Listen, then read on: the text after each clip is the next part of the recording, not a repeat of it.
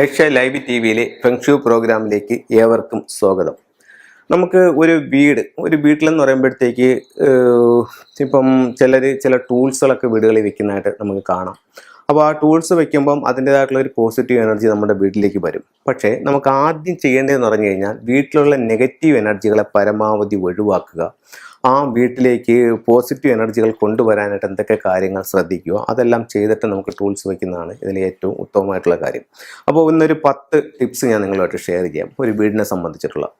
ആദ്യം നമ്മളൊരു വീട്ടിലേക്ക് ചെല്ലുമ്പോൾ അതിൻ്റെ ലിവിങ് റൂം അല്ല ഹാളിലേക്ക് തുറക്കുന്ന രീതിയിലുള്ള ബാത്റൂമുകൾ ഒട്ടും നല്ലതല്ല. ആ വീടിൻ്റെ പ്രോസ്പെരിറ്റി അത് നഷ്ടപ്പെടുത്തുമെന്നാണ് ഫെങ്ഷുയിൽ പറയുന്നത്. അപ്പോഴത്തേക്ക് മെയിൻ ഹാളിലേക്ക് അല്ലെങ്കിൽ ലിവിങ് റൂമിലേക്ക് തുറക്കപ്പെടുന്ന ടോയ്ലറ്റ് ഒട്ടും നല്ലതല്ല. അപ്പോൾ അത്തരത്തിലുള്ള ടോയ്ലറ്റുകൾ ഉണ്ടെങ്കിൽ അതിന് വേണ്ട പരിഹാരങ്ങൾ ചെയ്യുകയോ അല്ലെങ്കിൽ അത് ഒഴിവാക്കുകയോ ചെയ്യുന്നത് ഏറ്റവും ഉത്തമമായിരിക്കും. അത് കഴിഞ്ഞിട്ട് നമുക്ക് ഇപ്പം നമ്മൾ രാത്രി കിടക്കുന്ന സമയം ഫ്രണ്ട് ഡോറെല്ലാം അടച്ചിട്ട് ചിലർ ഫ്രണ്ടിലത്തെ ലൈറ്റ് ഓഫ് ചെയ്യുന്നതായിട്ട് നമുക്ക് കാണാൻ പറ്റും. പക്ഷേ യഥാർത്ഥത്തിൽ നമ്മൾ ഫ്രണ്ട് ഡോറിൻ്റെ മുന്നിൽ ഒരു ലൈറ്റ് നേരം വെളുക്കുന്നത് വരെ ഇട്ടിരിക്കുന്നത് ആ പോസിറ്റീവായിട്ടുള്ള എനർജി ആ എൻട്രൻസിൽ വന്ന് നിൽക്കാനായിട്ട് വളരെ ഉത്തമമാണ്. അപ്പം ചില ഷോപ്പുകൾ നമുക്കറിയാം, ഷോപ്പിൻ്റെ ഫ്രണ്ടിൽ തന്നെ അവർ രാത്രി പോകുന്ന സമയത്ത് ലൈറ്റ് ഇട്ടിട്ടേ പോകാറുള്ളൂ. ചിലത് ഓഫ് ചെയ്തിട്ടും പോകും. യഥാർത്ഥത്തിൽ അതിൻ്റെ ഫ്രണ്ടിൽ ലൈറ്റ് വേണം. അതുപോലെ തന്നെയാണ് വീട്ടിലും പ്രധാന ഡോറിൻ്റെ അവിടെ രാത്രി ഫുള്ള് ലൈറ്റ് ഇടുന്നത് ഏറ്റവും ഉത്തമമാണ്. ഒത്തിരി പോസിറ്റീവ് എനർജി വരാനായിട്ട് അത് നല്ലതാണ്. അടുത്തത് നമ്മൾ വാട്ടർഫാൾസിൻ്റെ ചിത്രം നോർത്ത് സൈഡിൽ നമുക്ക് തൊഴിൽപരമായിട്ട് അഭിവൃദ്ധി ഉണ്ടാകാനായിട്ട് വെക്കുന്നുണ്ട്. അപ്പോൾ അത് എപ്പോഴും ശ്രദ്ധിക്കേണ്ടതെന്ന് പറഞ്ഞു കഴിഞ്ഞാൽ കഴിയുന്നെങ്കിൽ നമ്മുടെ ഹെഡ് ലെവലിന് താഴെ കൊണ്ടുവരുന്നതായിരിക്കും നല്ലത്. നമ്മുടെ മൂക്കിൻ്റെ ലെവലിൻ്റെ താഴെ വരുന്നതായിരിക്കും നല്ലത്. അത് ശ്രദ്ധിക്കുന്നത് വളരെയധികം നല്ലതായിരിക്കും. അടുത്ത ലക്ഷ്മി ദേവിയുടെ ചിത്രം. ലക്ഷ്മി ദേവി നമ്മുടെ എല്ലാവർക്കും അറിയാം ലക്ഷ്മി ദേവിയുടെ ചിത്രം. അപ്പോൾ ലക്ഷ്മി ദേവിയുടെ കയ്യിൽ നിന്ന് കോയിൻസൊക്കെ ഇങ്ങനെ ചൊരിയുന്നതായിട്ടുള്ളൊരു ബ്ലെസ്സിങ്ങിൻ്റെ ചിത്രമുണ്ട്.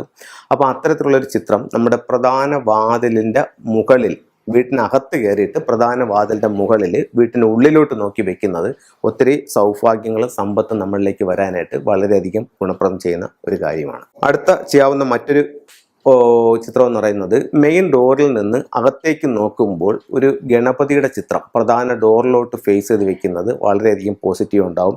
നെഗറ്റീവ് എനർജികളെ പ്രൊട്ടക്റ്റ് ചെയ്യാനായിട്ടും ഗണപതിയുടെ ചിത്രം നല്ലതാണ്. അപ്പോൾ ഇത്തരത്തിലുള്ള ചിത്രങ്ങൾ നിങ്ങൾക്ക് ഉപയോഗിച്ച് നോക്കൂ. നല്ലൊരു റിസൾട്ട് നിങ്ങൾക്ക് കിട്ടുന്നതായിട്ട് മനസ്സിലാക്കാനായിട്ട് സാധിക്കും. അത് കഴിഞ്ഞിട്ട് ഇപ്പം നമ്മൾ ഒരു ലാഫിംഗ് ബുദ്ധ വാങ്ങിച്ച് വീട്ടിൽ വെച്ചു, നമ്മളത് വെച്ചിട്ട് അതങ്ങ് പോകുന്നു, പിന്നെ നമ്മൾ അതിനെ മൈൻഡ് ചെയ്യുന്നില്ല.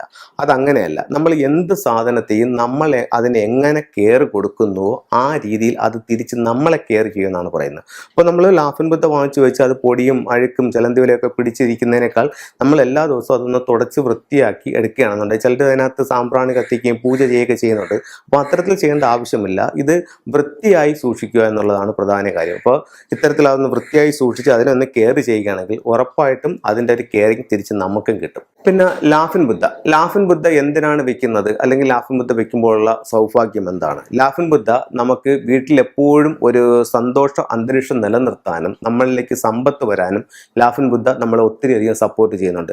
എൻ്റെ അടുത്ത് തന്നെ ഒത്തിരി ആൾക്കാർ പറഞ്ഞിട്ടുണ്ട് ഒരു ലാഫിംഗ് ബുദ്ധ വാങ്ങിച്ച് വെച്ചിട്ട് അവർക്ക് ഇന്നണക്ക് ഉള്ള ലോട്ടറി അടിച്ചു, അല്ലെങ്കിൽ വേറെ അവർക്ക് കിട്ടാതെ കിടന്ന പൈസ തിരിച്ചു കിട്ടി, അങ്ങനെ പലതരത്തിലുള്ളത് പറഞ്ഞു. ഈ അടുത്ത സമയത്ത് ഞാൻ തൃശ്ശൂർ ഒരു വീട്ടിൽ ചെന്നപ്പോഴത്തേക്കും അത് അവിടുത്തെ സാർ എൻ്റെ അടുത്ത് പറഞ്ഞത് എനിക്ക് ഇത് കണക്ക് എൻ്റെ മകൻ എനിക്കൊരു ലാഫിംഗ് ബുദ്ധ വാങ്ങിച്ചു തന്നു.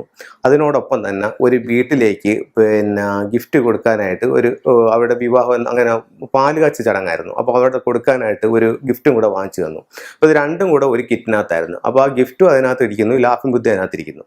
അങ്ങനെ ഇവർ ആ വീട്ടിൽ കൊണ്ടുപോയി ആ ഗിഫ്റ്റ് അവിടെ കൊടുത്തു. പാലുകാച്ച സമയത്ത് അവിടെ കൊടുത്തിട്ട് പിറ്റേന്ന് അവർ വന്നിട്ട് അതിൻ്റെ പിറ്റേന്നാണ് മനസ്സിലായത് ആ കിറ്റിനകത്ത് ലാഫിംഗ് ബുദ്ധ ഉണ്ടായിരുന്നു എന്ന്.